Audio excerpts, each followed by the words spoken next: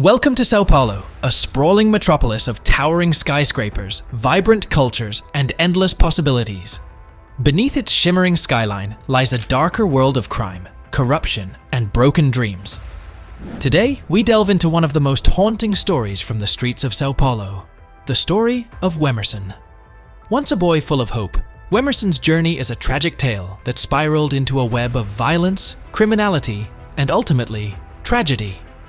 This is a story of choices, some made out of desperation, others out of greed, and still others born from the dangerous allure of power.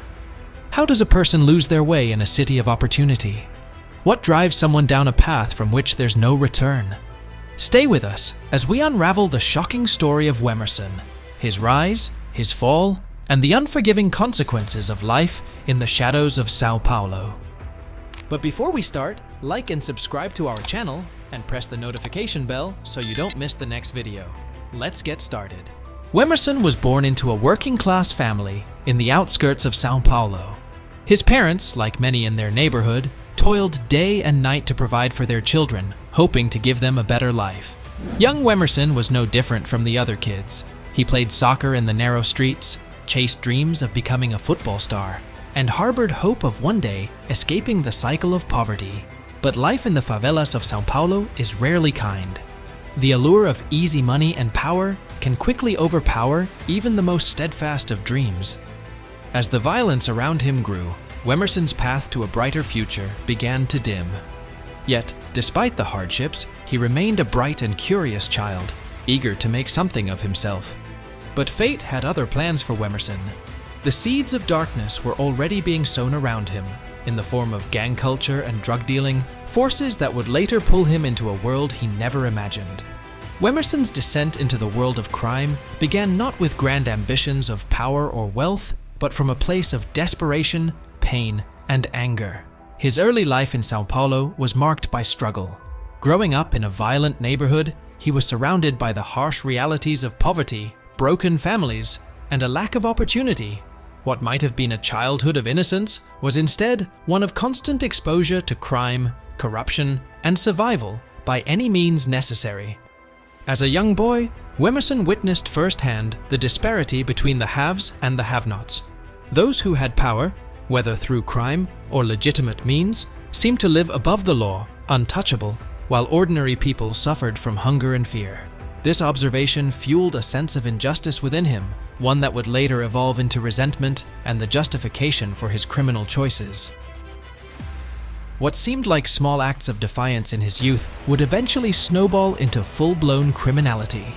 It all began when Wemerson was just a teenager. In an effort to escape the suffocating poverty of his upbringing, he fell in with a local gang. At first, he was drawn to them by the allure of fast money and the sense of belonging they offered. These older men treated him like a brother, giving him attention and respect that he had never received at home or in his community. They fed him the promise that crime was the only way out, that the only way to rise above his circumstances was through power and force. Wemerson's first real fall came when he was arrested at just 16 years old for petty theft. At the time, it seemed like a minor transgression, nothing more than a rebellious act by a boy who had few other options. But this arrest would be the first of many in a life that would spiral further into darkness. The experience of incarceration at such a young age hardened him. Instead of being rehabilitated, Wemerson was exposed to a world of hardened criminals, many of whom were eager to impart their wisdom to the young and impressionable. In jail, Wemerson made connections that would become invaluable in his later criminal career.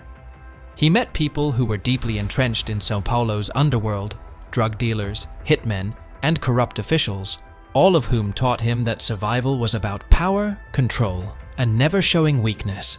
He learned quickly, absorbing their knowledge, and when he was released, he returned to his neighborhood with a new mindset.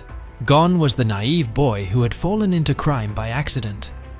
In his place was someone determined to use crime as a tool for power, survival, and dominance.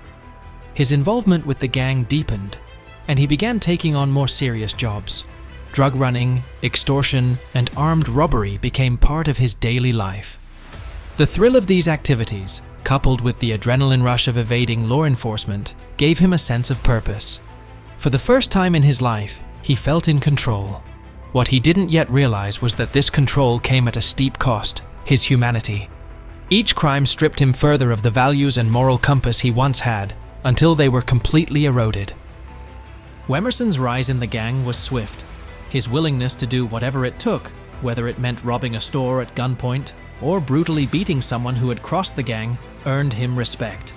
He became known as someone who was unafraid to get his hands dirty, and this reputation only helped solidify his position within the gang. Soon, he was not just a foot soldier, but someone with authority, commanding others beneath him to carry out crimes. However, his rapid ascent was not without its dangers. His growing reputation also attracted enemies. Rival gangs began to take notice of his operations, and law enforcement started paying closer attention. Still, Wemerson believed he was invincible.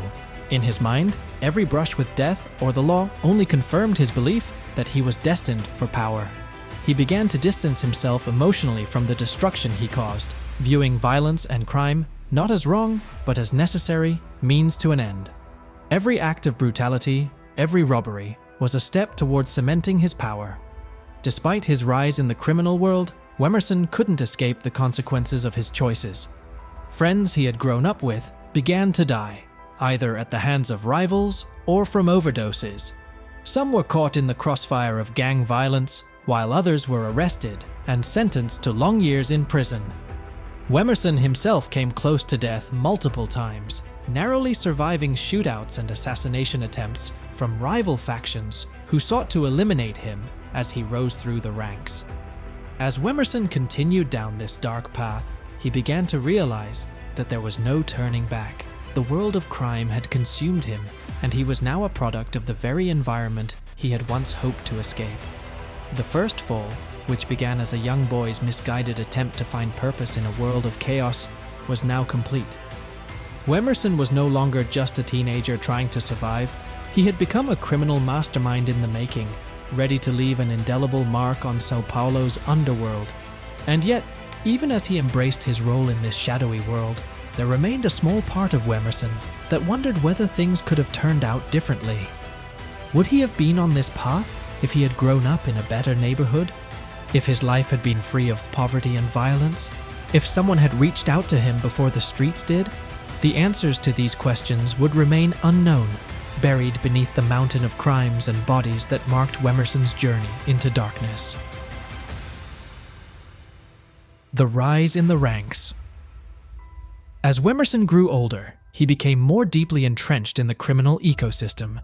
The stakes grew higher as he rose in the ranks, earning the trust of dangerous men who controlled the drug trade in the city.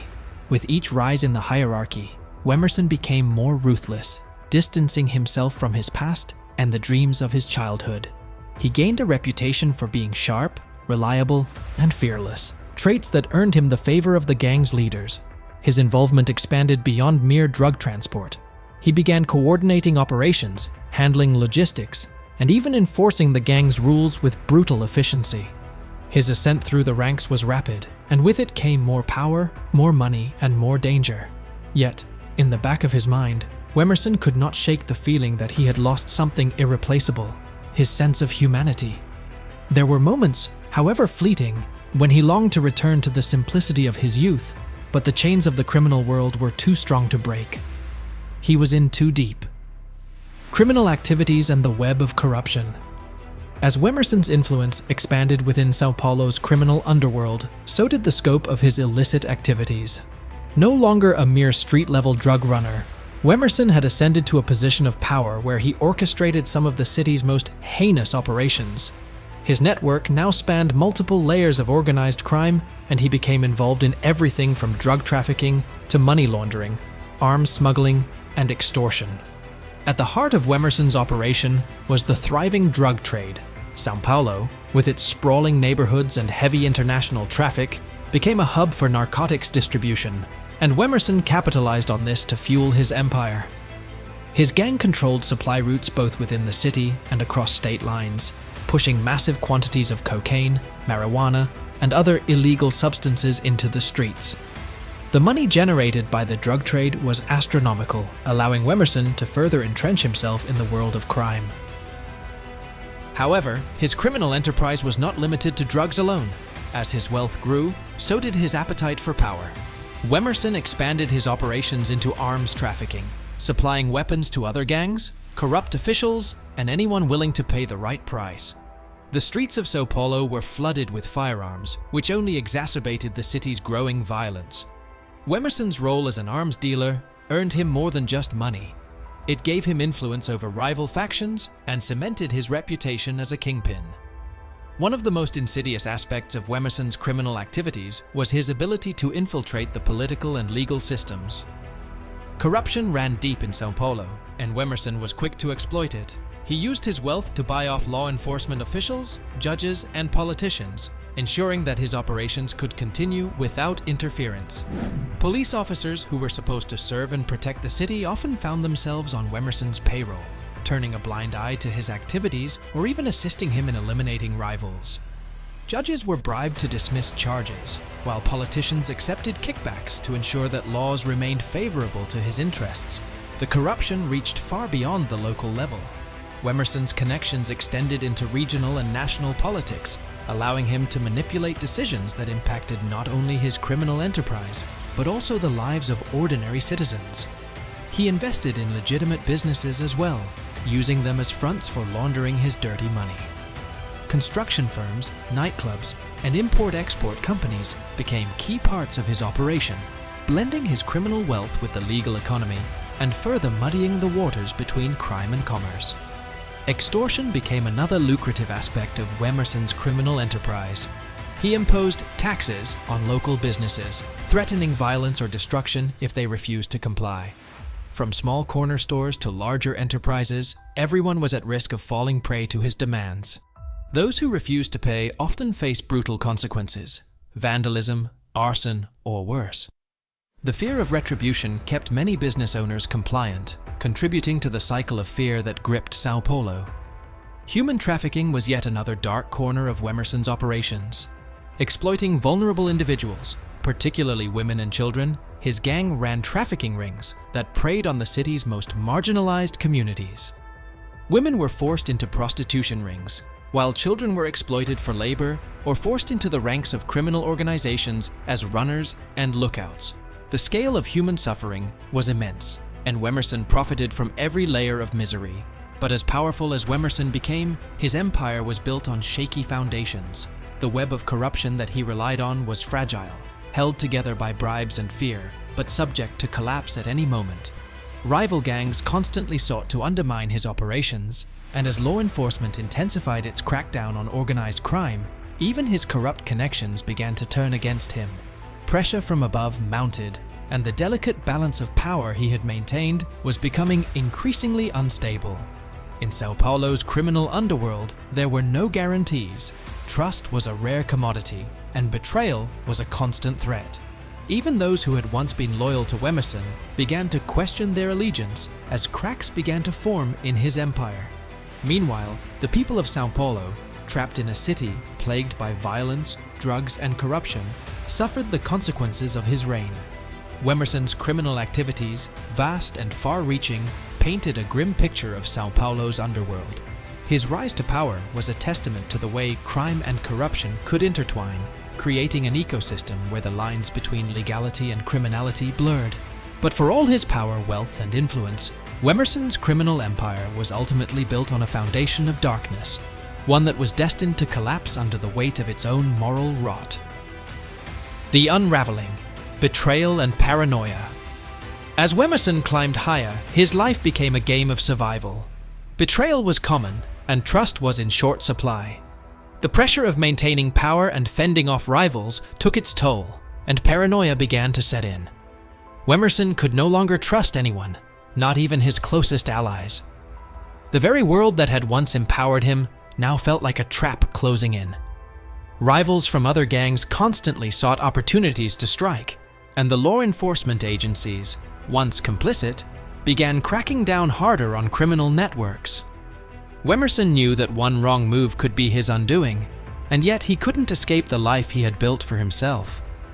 One fateful day, a deal went wrong, a betrayal from someone within his own circle.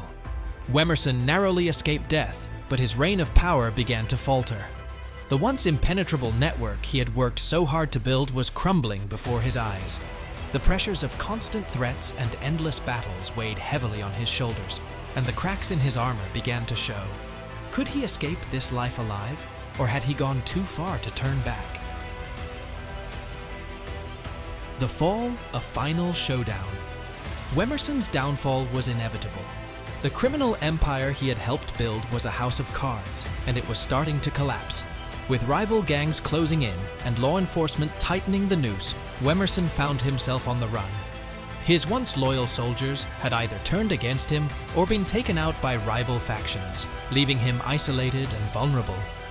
The final showdown came during a high-stakes drug operation that was supposed to cement Wemerson's return to power. Instead, it ended in a bloody confrontation between his gang and law enforcement. The violence was brutal and swift, with bodies strewn across the streets in a grim reminder of the cost of a life lived in crime. Wemerson was critically injured in the firefight, but he managed to escape, though badly wounded. He fled to the countryside, a shadow of the man he once was, haunted by his past and pursued by both the law and his enemies. His life had become a tragic tale of betrayal, loss, and the harsh realities of crime. In the end, Wemerson was not just a criminal, he was a victim of the system that had chewed him up and spat him out. The end, capture and consequences. After weeks on the run, Wemerson's story came to an end. Weakened by his injuries and exhausted from living in constant fear, he was finally captured by the authorities. The man who had once been a feared kingpin of Sao Paulo's underworld was now reduced to a fugitive, broken and defeated.